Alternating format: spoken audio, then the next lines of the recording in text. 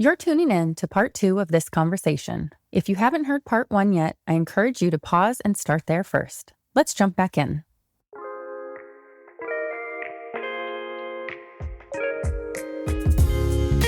Welcome to Unspoken Lives, the podcast that uncovers the powerful, untold stories of everyday people. The real stories you don't always hear, but ones that deserve to be told. I'm your host, Kelsey Billingsley. In each episode, we'll explore journeys of growth, resilience, and transformation. Conversations with guests who have faced challenges, embraced change, and discovered new purpose along the way. Through their stories, you'll find inspiration, hope, and a reminder that every life has a story worth telling. Let's dive into this next unspoken life.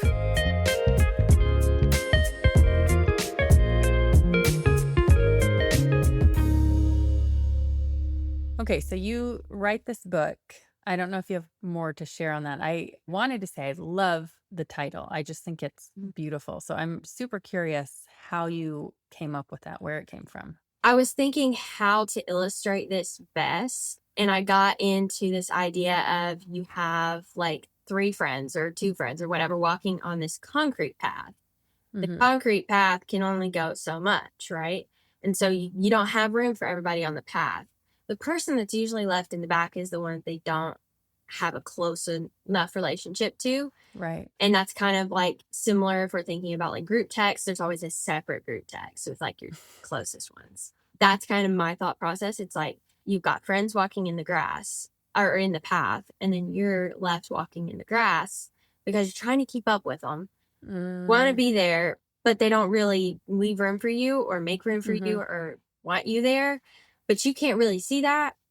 And you're just trying to like push yourself in there and make friends. And so that's kind of my original inspiration for it. Then I was kind of talking to the publisher about what I thought that this should look like. That's when they kind of showed me this image of a girl in a grass field by herself. The wind's blowing in her hair. It's hazy. It's misty. It's sad. They were talking to me about how that path thing is great, but this focus is on that girl in the grass. And so if we put my thought process of if we focus so much on the people on the path, then we're never going to focus on the girl in the grass, and the girl in the grass needs to heal. People on the path don't have to heal from that, from whatever happened, but the girl in the grass does. And so I liked the idea of not focusing so much on those people and focusing more on the self and the healing. Yeah. And that girl is just alone, and she's with God.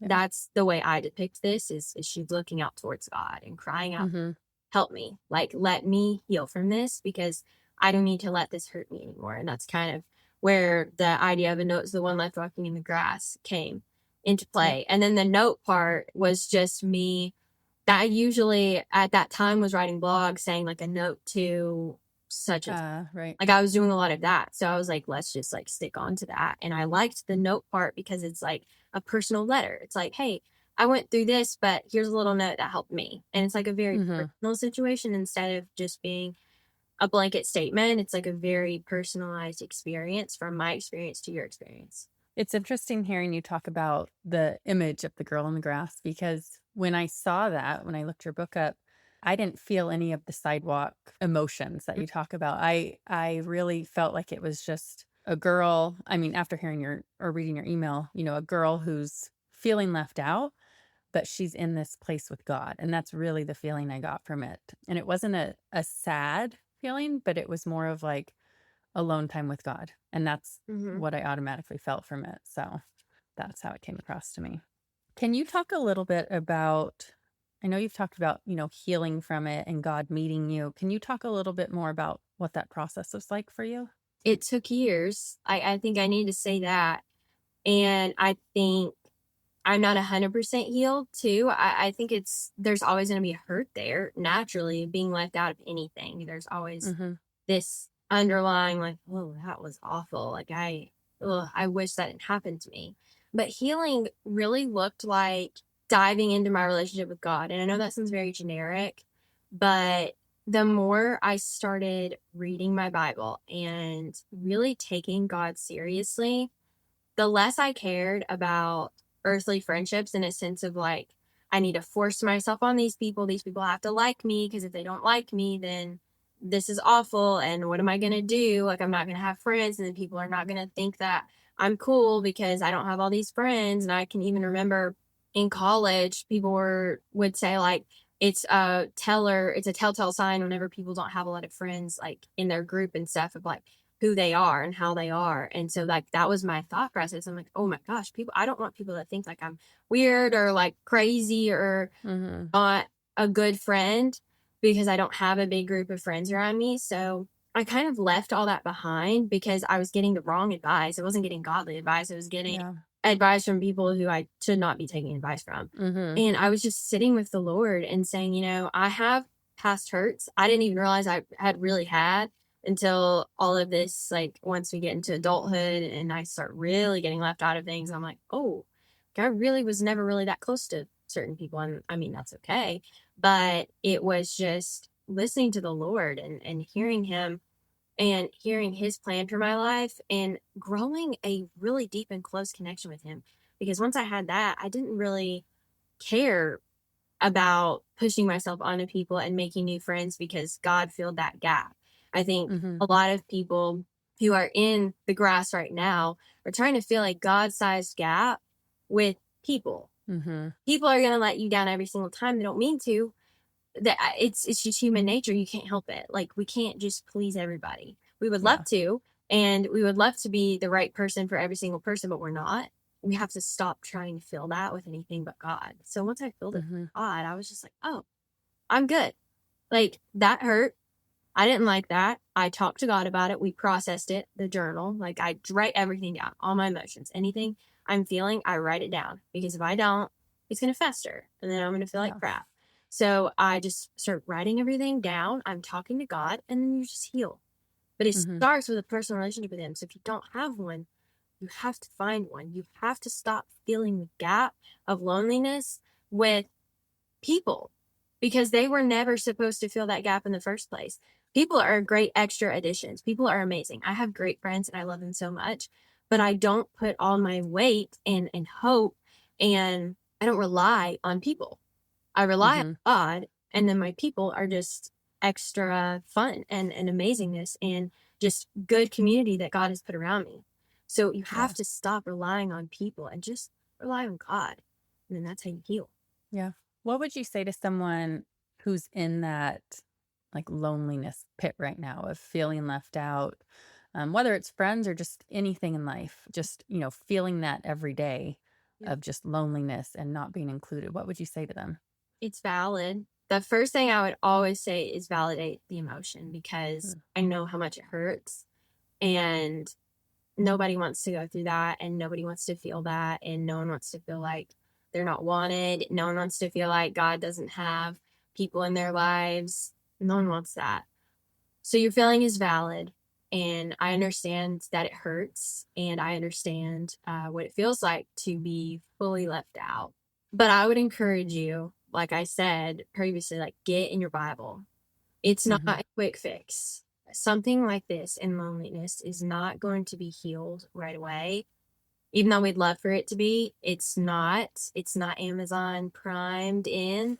Unfortunately, we'd love for that to happen, but that's not how the Lord works. And He doesn't make blessings just appear out of nowhere. I mean, He can, and sometimes that does happen, but in order to build you and grow you into the person that you are, sometimes you have to experience the loneliness. Mhm. And so you're valid. I understand it hurts, but lean on the Lord first and foremost and love Him and then you'll kind of learn that it's okay to be alone. I think loneliness can be a good thing. Mhm. Godliness is a good thing because the thing is, you're never really alone if you have the Lord. You may feel like you're alone right now because you're putting a lot of stock into your relationships, but God's enough. He will always be enough. Yeah. That kinda leads me into my next question of, if someone's going to read your book right now, what do you hope they walk away with? Maybe the top 2 things, 2 or 3 things that you hope they walk away with. The Lord first thing, the Lord. I hope that they know Him. They see that He's a friend and not just a religion. He truly is a relationship. And He wants a relationship with you. This book is a prime example of how God developed a relationship with me. So walk away knowing the Lord's got you and you're not alone. But I also want you to walk away feeling validated, but not staying in that negativity and staying Mhm. in that loneliness pit. I want you to know that you're seen and you're loved, but also we got to heal. We got to move forward because we can't just keep festering on negative experiences and feelings. You've got to move forward, or you're never going to feel fulfilled in life. You're going to feel crappy and you're going to feel like nobody wants you, and nobody wants to feel like that. And so find God and heal. Well, I just want to say I think it takes a lot of courage, first of all, to admit all these feelings. We've already talked about that. But second, like you said, you're 27 and you wrote a book. I mean, that's a pretty big accomplishment. So Yeah. I just want to say congrats. And I love the message behind it. And I love that you're getting that out there, because I do think a lot of people feel loneliness and they feel left out, but they don't want to admit it. So yeah, I really appreciate that. I don't know if there's anything else you want to share about the book or other thoughts that you have, but I just, wanted to open it up. I guess I would share that the book is not just a narrative, even though Mhm. it looks like a narrative. I kind of did that on purpose. I didn't want it to look like a devotional book. It's not just a narrative. There is actual lived experiences in here of just Mhm. things that I've gone through, but there's also a whole section about who Jesus is. There's a whole section about how we can apply it. There's prayers, there's journal prompts, and Mm. lessons that you can take into your everyday life. So it's kind of a mix of like a devotional and a narrative. I want Yeah. it to be something for everybody, especially for people who don't really like to read. That's like not your journey, which totally valid. So if that's not your journey, this book also has things like that for you, just because I wanted to hit all aspects of it. Yeah. I have teens who cannot stand reading. Then we have like I have friends who absolutely love to read. So it's like I needed a nice mix of both. Yep. And so that's what this book is. So if you don't like to read, I think you would be pleasantly surprised with it, because it's not going to bore you to death and it's not just a bunch of reading.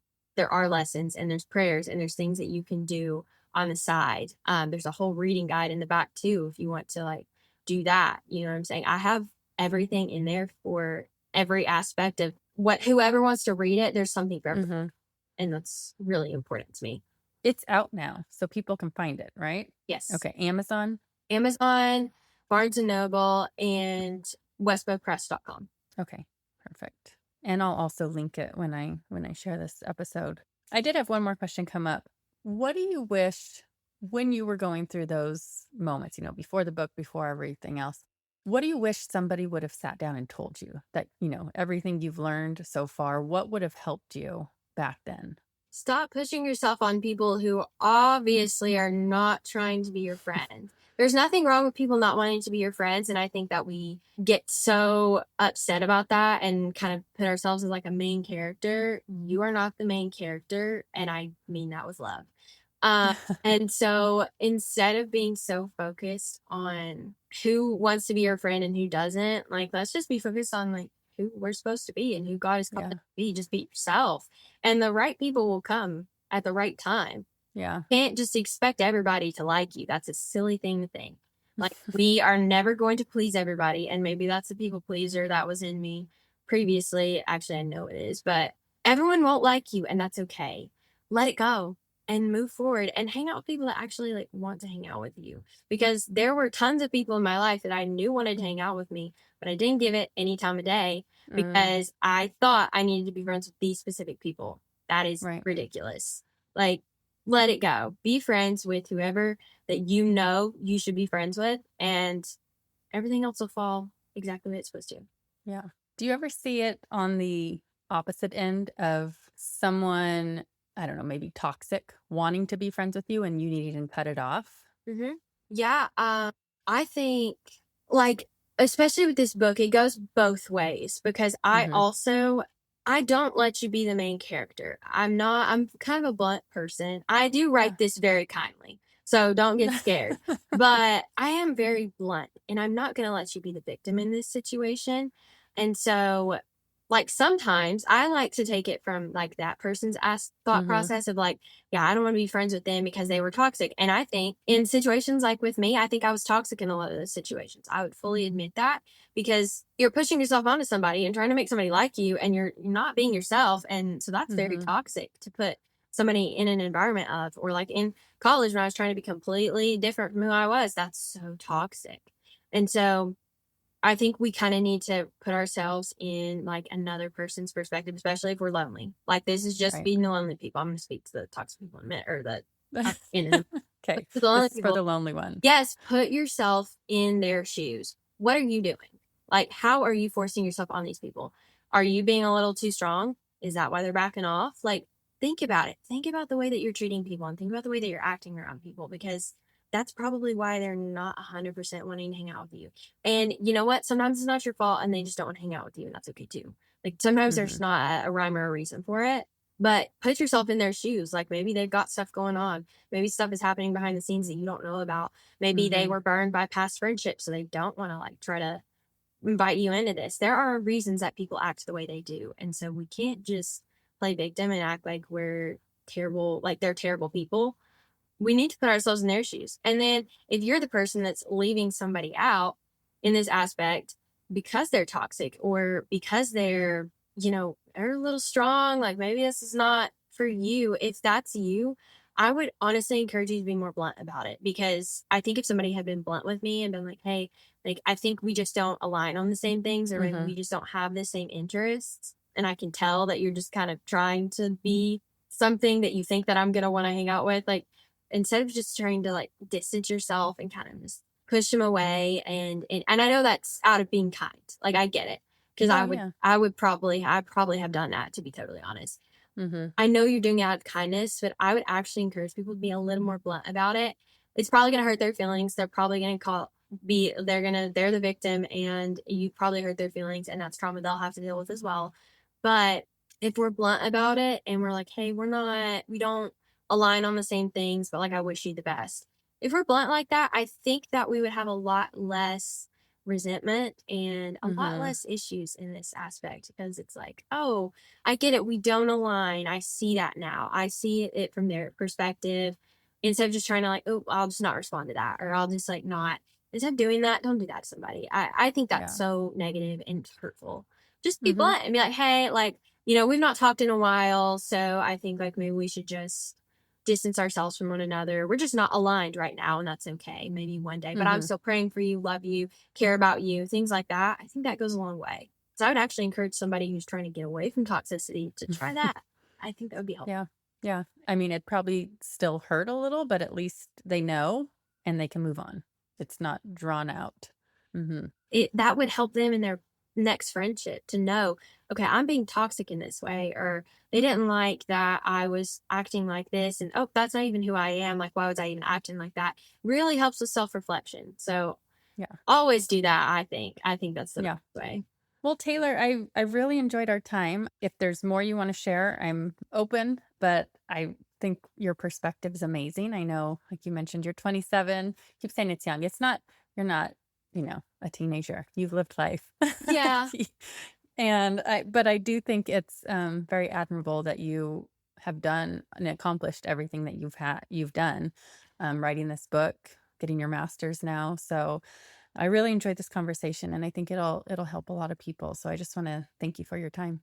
appreciate it. It's so fun. I love Yeah. talking about Jesus. And let me talk about him. I will always talk about him. Of course. And then I know you shared the name of your book and where people can get it. If people want to reach out to you, what's the best way? I have an Instagram. It is Taylor Meade underscore. And then I have a business Instagram if you want to kind of get hooked up on my coaching aspect. And if you're curious about it, my business Instagram is Let's Get Real Taylor. I have Perfect. a blog that you can read on my website, actually, where you sign up for my Okay. services as well. It's Let's Get Real Taylor.com. Of course, I have a TikTok account, Taylor Meade, Taylor with an E, by the way. Yes. And yeah, that's mainly what I use. Perfect. Well, thank you. I really appreciate it. I'm excited for you and seeing what else God has in store. So Thank thanks you. for your time today. This. Yeah. That's it for this episode of Unspoken Lives. If today's story moved you, inspired you, or made you reflect on your own journey, hit that subscribe button so you don't miss the next powerful conversation. I'm always on the lookout for new guests. If you know someone with a story that deserves to be shared, I'd love to hear from you. Check the show notes for contact details and make sure to follow along on social media at Unspoken Lives Podcast. Until next time, keep listening, keep sharing, and remember, every life has a story worth telling.